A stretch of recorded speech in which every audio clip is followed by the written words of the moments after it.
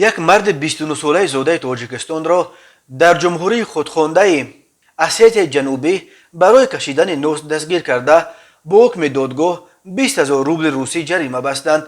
بنا به اطلاع نشر شده در سامانه وزارت کارهای داخلی اسیت جنوبی، کارمندان گبدده در شهر تخمول مرکز این جمهوری خودخوانده هنگام دیدبانی در یکی از کوچه ها راننده ماشین وزن 2107 که شهروند تاجیکستان بوده است منع کردند.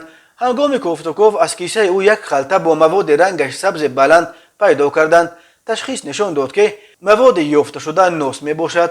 معلوم می شود که در اسیت جنوبی هنوز سال 2016 قانون درباره منع واردات، خرید و فروش و استعمال نوس قبول کرده شده. همچون جزا برای حتی کشیدن نوس جریمه و یا تا 2 ماه حبس را پیش بینی می کند. بر اساس قسم دوم ماده 5 این قانون، دادگاه تخمول شهروند تاجیکستان را به مبلغ 20,000 روبل روسی جریمه بستند. اسیت جنوبی سال 2008 در نتیجه جنگ کوتاه بین روسیه و گرجستان از تابعیت گرجستان بیرون آورده شده و اعلان استقلال کرد، ولی استقلال اسیت جنوبی را تا امروز به جز از روسیه تنها 3 کشور دیگر نیکاراگوآ، ونزوئلا و نرو اعتراف کردند.